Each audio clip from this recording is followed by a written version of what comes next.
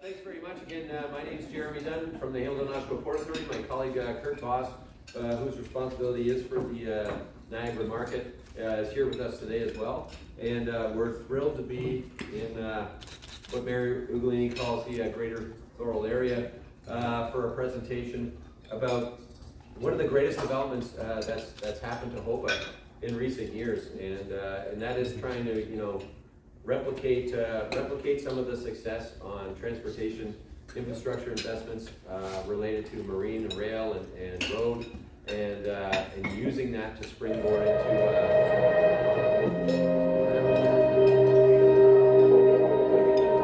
I'm not sure what happened. We'll start again. Guess what? There's a movie. That's right. We're really happy to be here to speak with you today, and I just want to start off by saying what a pleasure it is to be working here in Thorold and in Niagara on development. Your mayor, the administration, and the economic development team you have here are second to none.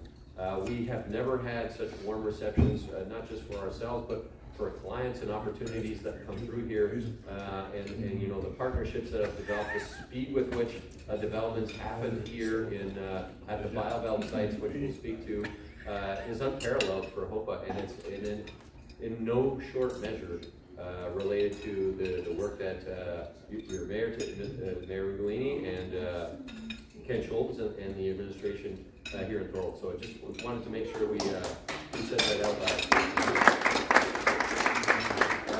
I think it's important to know, our partnership here in Niagara is, again, we're the Hamilton Oshawa Port Authority, but we're partnered with a phenomenal group called the BMI Group.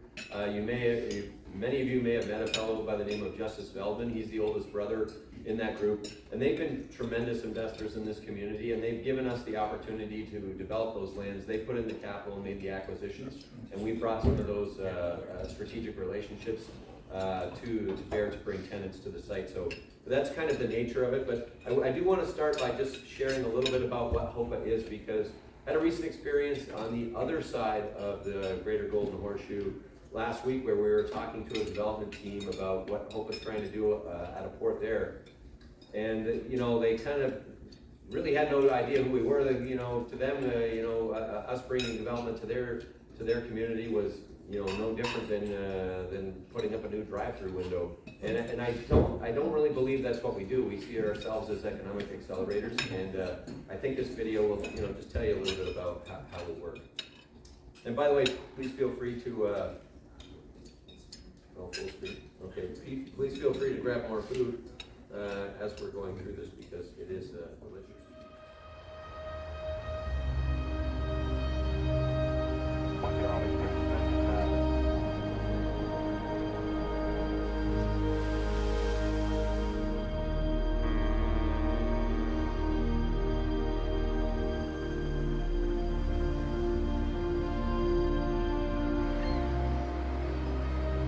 Southern Ontario is Canada's manufacturing heartland and most dynamic economic region. But it has a problem. With a growing population, traffic congestion, and a changing climate, how will we move the goods that Ontario needs to thrive? HOPA Ports is an efficient, multimodal network on the Great Lakes, managing industrial waterfront properties and marine facilities in Hamilton, Oshawa, and Niagara. With more than 1,000 acres and 140 tenant companies, 40,000 jobs in Ontario are connected to the cargo we carry.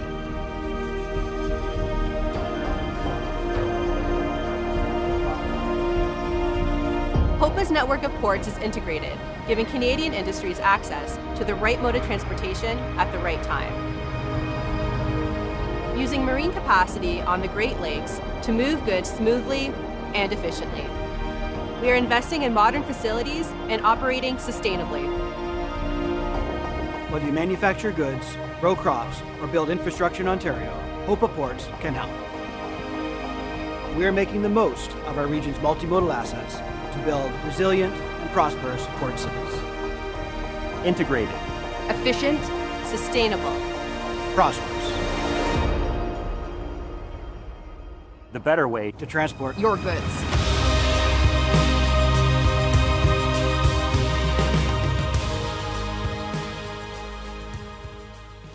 So the HOPA's mandate is, HOPA is one of 17 federally regulated ports in Canada. Okay, so much like Vancouver, Halifax, Montreal, Quebec City, we are a federally regulated port. Our mandate is to facilitate trade and support Canadian industry by providing space and efficient transportation connections. And we're, as the slideshow said, if you could hear any of it, we're in Oshawa, Hamilton, Thorold, Port Colborne, and again, our biggest growth areas are here in Niagara. We're currently actually probably more like 1,300 acres underfoot between the three locations. We move about 10 million tons of cargo a year through the port, and about 700 vessel calls a year move through Oshawa and Hamilton at this point, and soon to be Niagara, because it's still shooting. Okay. We have about 140 tenants across our lands, but so many more that just joined on this year. I think we have about 35 now, Kurt, in Niagara, and that's just since in the last 18 months, really. And about 65 staff, I'd say, by now. Our vision at HOPA is this integrated port network on the Canadian Great Lakes that help boost supply chain resilience. Our focus really on southwestern Ontario, and it's the idea that you bring the right goods to the right place, and you create that economic accelerator that way. We're connected to about 40,000 jobs in Ontario, about $3 billion worth of cargo moved through the port. Again, on the screen, what you're seeing is a grain silo, or a grain ship being loaded. And we deploy our assets to support strategic users. So we're looking mainly at supply chains, but anything to do with supporting industrial applications that require goods to move in and out from overseas, helping Canadian companies reach world markets, and supporting key industries like the steel industry and agricultural industries are real big focuses for us. And we want to create those sustainable ecosystems where it's not just tenant, tenant, tenant, but the interconnections between those tenants that actually generate more opportunities. The example for me is 70% of our new business comes from our existing tenant base. So we have a tenant here today, Lafarge, one of our largest land tenants in Hamilton, and we do a lot of business reciprocally, and we learn of new opportunities through those relationships, and hopefully through doing a good job servicing tenants like that. We're connected to about $400 million in private sector investment over the last 10 years. About $100 million of our own money goes into development projects. So we like to invest alongside tenants. So sometimes, we get pushed into a bucket, and people think of us as real estate brokers or something like that. We actually don't do any of that work. We're really more about bringing the right people to the right locations and putting skin in the game along with those customers so that they can grow their business. Over the past decade, we've built a new flour mill in Hamilton, grain export terminals, a sugar refinery, one of the first ones built in Canada since 1954. And we just signed a deal recently to build the largest sugar refinery in Canada, which you'll hear more about in the next few weeks. Liquid bulk terminals, all of that critical infrastructure that that you see when you drive over the Skyway. Those are the type of relationships we're looking for, and some of the relationships we're trying to bring here to Niagara. And again, it used to be just the Hamilton Port Authority. We merged with the Port of Oshawa in 2019. Some of that came from the fact that, again, it was in line with what HOPA really saw as our interest in serving southwestern Ontario. But it also, we look at Hamilton as the Port of Toronto, at least from a bulk and break bulk standpoint. It'd be hard pressed to find another asset that looks like a heavy industrial port in Ontario besides Hamilton. Oshawa, on the other hand, is fairly small, about a sixth the size of Hamilton. It was insolvent, which is a big part of it. And so we had the balance sheet and the interest to kind of knit those two things together to help support that industrial network. And then the question is, how do we end up here in Niagara? Well, not just the fact that I live in Niagara, the CEO lives in Niagara, and we have great relationships in Niagara, but there's this sense that the Welland Canal is here. You have Lake Erie, the connection with Lake Erie, Lake Ontario. You have all this industrial capacity that's here today, and certainly at one point in time was even greater, and it wasn't being used effectively. You couple that with the fact that Hamilton is full. 10 years ago or 15 years ago, the Port of Hamilton was 70% vacant, and we're about 95% full today. And not just that, we have a backlog of interest from industrial tenants that are looking for places to develop. And so Niagara is the perfect place to bring those. It's just a natural extension. It's on the canal. You have this superhighway running right through your community. And you have all these industrial assets. You have the power infrastructure, the highway infrastructure, and the transportation infrastructure to really make something happen. Not to mention the people behind it that are really devoted to it. So that's why we're here in Niagara. Again, our story in Hamilton is a story of transformation of the port, and we're looking at similar opportunities down here in Niagara. The way I like to explain that story is. In 2008, in Hamilton, we moved about 10 million tons of cargo through the port. In 2022, we moved about 10 million tons of cargo through the port. Worst growth story ever. Worst business. But what I think is important to note that in 2008, 80% of the business was devoted to the steel industry, coal, iron ore, just to service ArcelorMittal and Stelco. Well, that business declined significantly over the past 14, 15 years. We had to go out and find millions of tons of new business. And we did that by doing research, finding out what types of opportunities were out there, going out and soliciting industrial clients. Agriculture has been a huge part of that. Construction services, which Lafarge represents, a huge part of that. Going out and finding new business to, not just help the port grow, but to help all the adjacent industries grow. So that's really, I think, the important story for me. Types of commodities that we typically move, we're a bulk port right now, bulk and break bulk. Bulk meaning agricultural products like grain being exported to the world, construction materials that come in, construction materials that get exported out.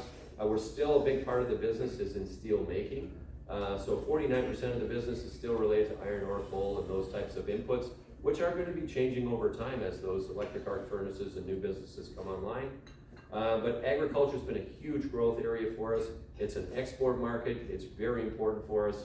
The importation of steel and other products to help Canadian industries thrive is also a big part of the business.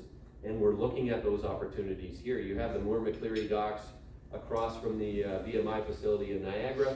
And you see on that dock, you see salt. Again, big part of what happens in Hamilton, salt, petcoke, and some other smaller quantities of industrial grade products. But we look at that hub and we see opportunities for steel, steel coils to come in, for beams to come in. A massive deal that was done earlier this year, particularly by Kurt and the BioVel team, was that high strength plates and profiles company that a lot of you may have been part of. And that's a big deal to bring that industrial product here. And their thinking is using the dock, using the rail to get that product directly into the market here in Niagara is going to allow them to add more employees and more industrial capacity here. So again, I sort of talked about what some of those commodities are already, and we've talked through the port. Again, just to show you that the Port of Oshawa is a much smaller size than Hamilton, but it is growing. It had its largest cargo year in 2022 since the inception of the port. So what we're doing there is paying dividends. We are spending about $30 million in infrastructure development in the Port of Oshawa over the next several years, including twinning the grain silo there to allow them to hit industrial markets globally. That's going to be a big win for that market. They move with the bulk there now, and so there's big investments happening there. And again, that's on land that is part of our Schedule B federal government-owned lands. And similar investments are taking place down here in Niagara, again at the former Hayes Dana site, which we call BioVel 2, at the BioVel 1 site with rail infrastructure improvements. And Kurt will probably speak to some of the developments that happened at BioVel 2, just incredible in the last 18 months. So again, we spend a lot of our profit. Almost all of it gets reinvested back into transportation infrastructure. So our fundamental belief is that by making it easier for Canadian companies to reach those global markets and for international companies to be able to hit Canadian markets and bring those inputs in to help us grow. I think that's really where we play, where that value chain is created from our perspective. So investing in rail, investing in dock walls, investing in the highway links, that's where we believe we can add the most bang for our buck. And just transitioning to what we do down here in Niagara, we do manage third-party properties, right? So again, we're a federal related agency. We have 630 acres of our own land in Hamilton, 130 in Oshawa. We have 13 in Niagara. That's the Moore McCleary site. 13 acres. That was it. We saw the former Resolute Paper site, and we didn't have the balance sheet to buy it, but we had a partner that did. And so that relationship, and again through support through your own community, we were able to form that partnership. The capital got put in, and we were taken on as a third-party industrial partner. And we had some success with that in Hamilton. We explored it, but we're really actually exploiting that to its full potential here in Niagara. It's a real interesting experiment for us to have like a government-related agency partner with a private agency to build out this capacity. Again, multimodal facilities, projects, services, the industrial park. That's all work that's done. Great photo here. Again, the Thorold Niagara BioBelt Canada site. That is the biggest development that we've worked on in recent history, and I think will continue to be the biggest development that we're working on. And the way that partnership works is, you have Hamilton Oshawa Port Authority, the BMI group, again, three brothers from southwestern Ontario. They've purchased the land, they've brought private investment, and we manage the acres on their behalf, in this case in your area, about 400 acres. They also have a company called Niagara Port Services, which adds some 3PL services beyond that. Kurt's job is really to work with economic development and work with our own leads and leads that come in through different markets and bring tenants to a full solution. And some interesting stories we'll tell you about in just a minute, but I don't know how much of this you can see because it's a small TV, but you can see the hub has really grown. It started off in blue with the BioVeld one site, the former Resolute Paper site. HOPA owned a little bit of land in pink to the north. We've since been granted another 40 acres from the federal government over the past week on the north side of that dock development. And I think you have Steve Evans, Bioko, and Rankin have some plots there right now, but there's some development opportunity there. There's development opportunity on the dock side to the north. And you see, as you move south, the BioVeld group has steadily and slowly been assembling plots all the way down, including the former Hayes Dana site and then past that. So you have this whole industrial complex alongside the Welland Canal, and the opportunity there just to keep growing and keep bringing more tenants in is unbelievable. I was at a meeting the other day, and the branding's not everybody knows the story quite yet, but you hear whispers, wow, there's this group in Thorold that's really buying all this land, and they're the biggest industrial land developer, and it's quite remarkable, that here's this site that just sat there for so many years, and you have this a little bit of a spark, and the local support and some energy, and bang, we're really off to the races here. It's quite remarkable. The Thorold complex, for those of you who don't know, again on the north side, that's the north side is the Seaway owned lands. We have a little piece in the middle there, but again, that we see that in the future as continuing to be a bulk and break bulk facility, maybe some liquid also. And then on the BioVeld side, really that warehousing and the industrial capacity is kind of where we see a lot of growth. Current tenants, Kurt, I don't know if there's any that you want to call attention to here, but you can see already, it says we have 26, but I think the number is 10 short now. Yeah, it's more like 35 now. Yeah, and again, similar to the program that we have in Hamilton, where most of our new business comes from existing business.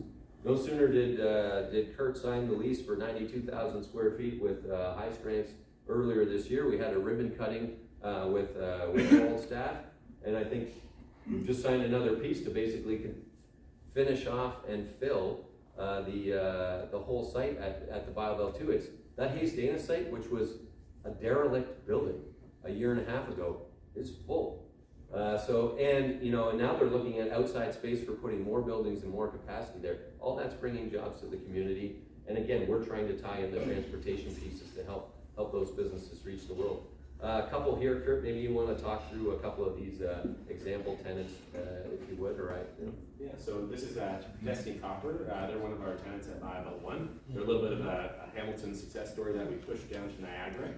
So they have proprietary technology where they can extract copper flakes like you see in this photo here when it's not fuzzy, to extract it from mine tailing waste. So they imported some totes of mine tailing waste from Chile, and they're able to have this technology, very low energy, that they can extract that copper, and it's actually more valuable than traditional copper because you don't have to break it down to produce a product.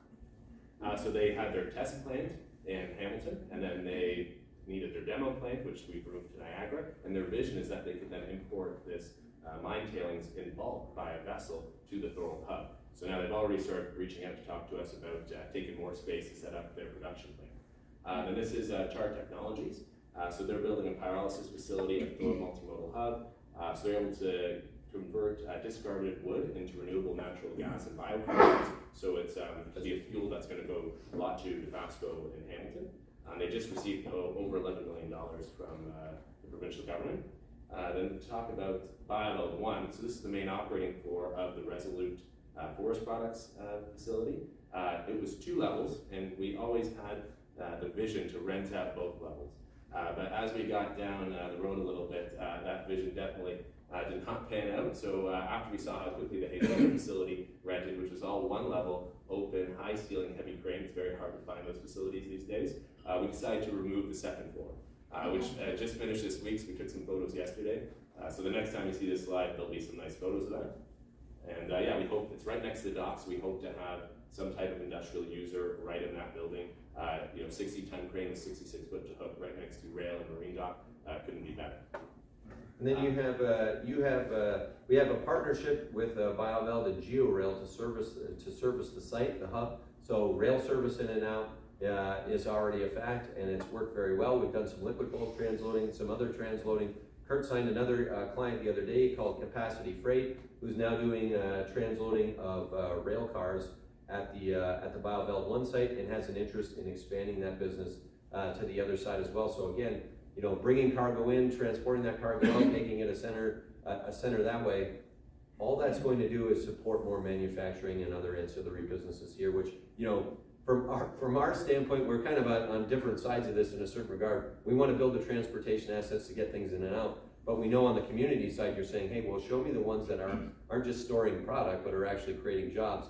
And it's all sort of working together, and the BioVel 2 site's really shown that. And on that paper transload briefly, there was a tenant there that before that did not use the rail, and they had pallets stored on the rail dock. And we didn't sign a long-term lease with them intentionally, because we wanted to make sure that we had someone who's using that rail and having more staff. They only had a couple staff, that previous tenant. So now that we have those rail cars in there, it's about 9 rail cars a day, and they have probably about 15 to 20 people working there. So the BioVel 2 site, again, just to give congratulations to both the BioVel investors and Kurt specifically from our team, who filled a vacant building in 6 months. I've never seen it happen. 450,000 square feet done, and over I think just 3 or 4 tenants really. And yeah, about 5 major tenants, and our largest one is the high strength plates and profiles. Yeah, and there's still 165 acres to go, and we're looking for build-to-suit opportunities and working with the local market there. So plenty more to come. I think we've talked about high strength already. Big success story there. Another one, I don't know if you want to mention that one. Yeah, so Arc Force Mezzanines and SC Elevators are one of our newest tenants there. So they're coming from a much smaller space, but they recently signed a large contract with Amazon. So they produce industrial mezzanines like you see in this photo here, and then lifting systems to reach those mezzanines. They only had about 7 employees, about 7,000 square feet in Niagara Falls, and they were looking for something with cranes so that they could expand their business, really triple their space, if not quadruple it. And now they're probably going to have about 20 to 30 staff in there when they get up and going. And yeah, they couldn't find heavy cranes, they couldn't find large square footages, and they took the last little sliver at the 5L2 building that was available. We have about 3 minutes, so I'm just telling you that. So if you want to, Oh yeah. So time. yeah, you have the before and after picture. I mean, you know, I know Mayor, you've been through there, and Ken, you've been through there a bunch of times.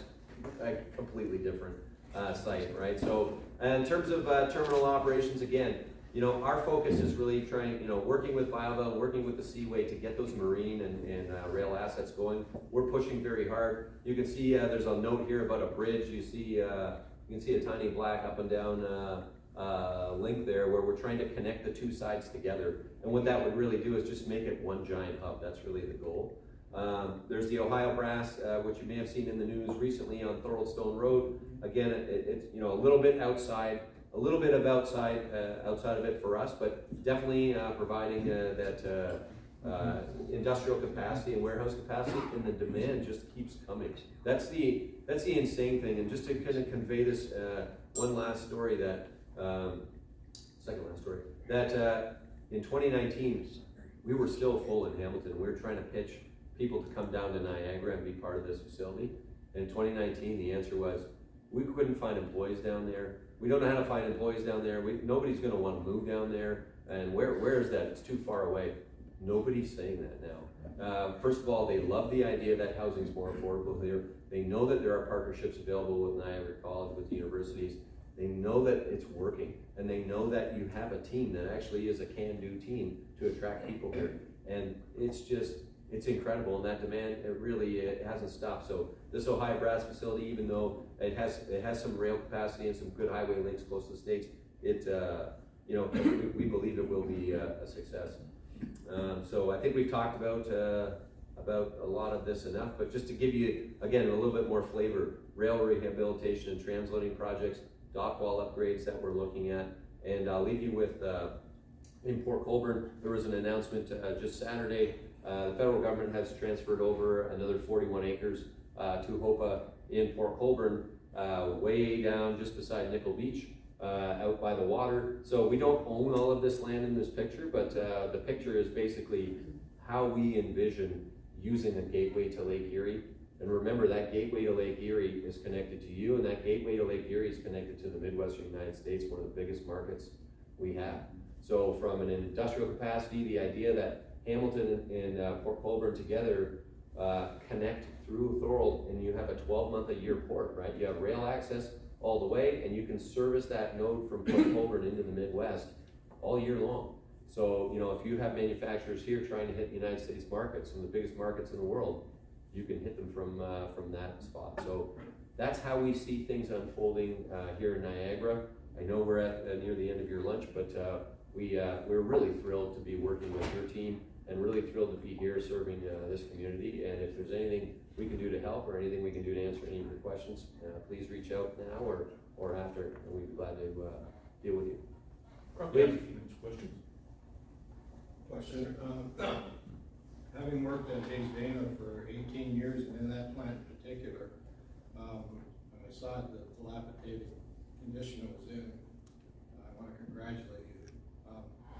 The transformation is incredible in a very short period of time, so my hat's off to you. And it's something that's good to see people back using it, working, and it's an opportunity for expansion, as well as the old Ontario paper and more McClary docks as well. So congratulations, I think you guys are doing fantastic. My question centers around the environment, and that is that when you have multiple tenants, is there any oversight in terms of environmental regulations in terms of operations? You mentioned the copper reclamation operation, for example. I don't know what the byproduct is, I don't know what the outcome is, I don't know the process for handling waste, those kind of things. Could you talk a bit about that? Yeah, I think, I would almost defer to Ken Schultz. Like, really, we bring in the opportunities, but I mean, these zones aren't excluded from any of your local regulations. So anything that we bring to the table absolutely would go through, your local administration and would be vetted that way. Yeah, and I'm happy to speak to that a little bit, because there's two tenants at the BioBell properties that I'm working with right now. One is in the process of going through what's called an environmental compliance approval process. So again, that involves the city acknowledging that and working with the Ministry of Environment, Climate Change, and Parks. So again, there's no subversion there. And then another client is looking to connect to the city's municipal water and wastewater. And so we've had those conversations with our engineers and with the Niagara region to understand what can they literally put down their toilets and how do we process that and can we process that. So we're very much aware of the environmental aspects of this development. But that copper one's really neat. It's like super green. It's unbelievable that they take the juice and put the material in it, and the copper just appears. It's something really special. And the waste product from that is actually almost just gray water that's safe for municipal sewers. But on the Biodot 1 property, where we do have a couple tenants that do have some waste outputs, we do have an effluent treatment plant on the Biodot 1 from the residue mill that we are working to get that infrastructure back up and going for anyone who requires it for liquid waste. Nice thing about Hayes Dana at Biodot 2, as we're calling it, those tenants, a lot of them are all just steel related. So it's just pretty similar use to what Dana used it for. There's very little waste, very little environmental concerns. It's just cutting, warehousing, processing. Any other questions? Yes, sir. Jeremy, I'd like to continue with Mel. You guys done a beautiful job, especially with the Dana plant on the old side of that. It looks a lot better than it did a couple of years back. Anything new going on with the Georgia Pacific property between Resolute and Hayes Dana there? Yeah, it's a good, we get that question a lot. So it's, I don't want to speak out of school if you know more than me. Yeah, If so the close is in process, I know that. Yeah, so there's an accepted offer, there's a closing date, I believe sometime later this month. So it will be purchased by our partners at BMI. Yeah, we'll connect those pieces. Georgia Pacific actually did a lot of environmental remediation on the site. So the nice thing about that, although there's no existing buildings for us, does connect the Biodot 1 facility to the Hayes Dana facility. And again, just another plug for your local team here, that like, you have a mayor and an economic development team, and on that one particularly, your mayor really went to bat to make sure that site didn't go to waste. And it wasn't an easy process to make happen, but you really stayed on it, and we very much appreciate it. Well, just, I call Georgia Pacific on a weekly basis, and I said, you have two choices, either build a new paper mill or sell that property so we can utilize it. And we brought them to the Resolute site and showed them what was going on, and they then agreed to get in the process of getting that property in the right hands. But I did offer them the opportunity to build a new paper mill.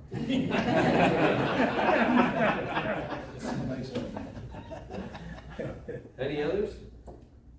I just want to say before I go, because I got to go to the region for a planning economic development meeting, I just want to say that what's happened when we signed a MOU, and that was signed between HOPA Ports, City of Welland, City of Port Coleman, City of Thorold, to work together to get any deemed surplus canal lands transferred over to HOPA. And we worked through the Minister of Transport. And the Minister of Transport, the previous minister, when he came here last fall, couldn't believe in 2 years what had transpired. And then working through Vance Badaway and Chris Biddle, with everybody working together, we were able to get those 3 parcels transferred over on the weekend. That announcement, 2 parcels in Thorold, 1 in Port Coleman, which is going to increase the amount of land that'll be under HOPA management. You've seen the amount of businesses that are here. There's going to be a lot more coming. Like, we're in constant talks. And the important thing in all this, which I tell people, you know, we talk about affordable housing and we talk about this and that, but unless a person has a job, how are they going to be able to afford to live? So what we're doing here is we're bringing in companies, we're bringing in jobs that aren't minimum wage jobs, and creating a future and bringing back these properties to what they were before in a different way. Instead of one big company, a bunch of smaller companies. But the business model, I think, is a great business model, and working with professionals like HOPA Ports and BMI Group, I think the future's bright. So I want to thank you, sir.